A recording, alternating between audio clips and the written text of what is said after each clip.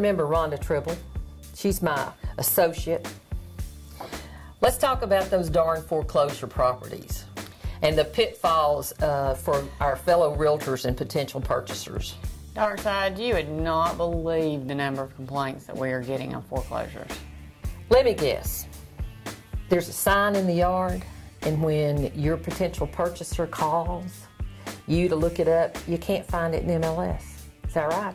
That's right. And when the realtor calls the listing agent, they're being told, oh, well, we don't have a price on that yet, but the seller wanted a sign in the yard. But when the potential buyer calls, they're being told either there's no price, but we'll be glad to show it to you, or, oh, here's the price, and we'll meet you over there. Oh, great. I think this is called sandbagging, rat-holing, or some nice people call it just unfair dealing. Let's talk about all the violations that have just taken place with this. First, Article 1 says realtors are obligated to treat everybody honestly and fairly. Do you think that potential realtor that wanted to show it and his buyer were treated fairly and honestly? No, I don't think so.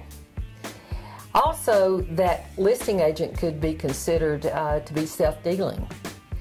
And by that I mean if he's holding it out for himself and going to sell it, he's trying to make more money for himself, so that's considered self-dealing. Our MLS rules say that if you put a sign in the yard and you don't put it in MLS, you must have written authorization from that seller to withhold the listing from MLS. And here's what's been happening. When we call those agents that have the signs in the yard, they say, well, you know, they just told us to put the sign in the yard. They can't produce that written authorization. That's a violation of a TREC law. You must have a signed authorization to put a sign in the yard. It's a violation of Rule 1260.02-12. One of the other complaints that we've been getting is timely presentation of all offers.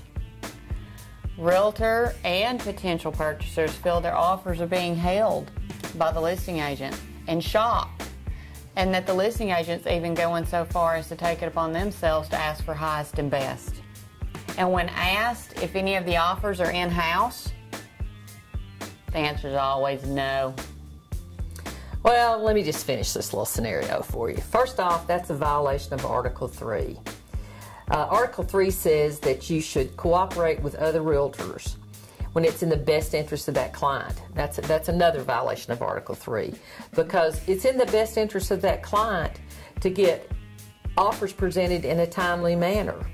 What we're seeing is that when these people are calling for highest and best, and your purchaser is making an offer of highest and best, then they still don't get the house, and then it closes, you find out that the listing agent sold the property for a lower amount. Was that in the best interest of that client seller? No, it wasn't. Was that unfair? Yes. Can you say liar, liar, pants on fire? The onslaught of foreclosure properties will diminish, hopefully, with time, but the bad taste of being mistreated will linger far longer than the memory of the foreclosures. Rhonda? Yeah? If you hear about that anymore, you file a complaint, or you tell that agent that called you about it that they need to file an ethics complaint, or they need to file at the state level. We got to put a stop to this. You got it.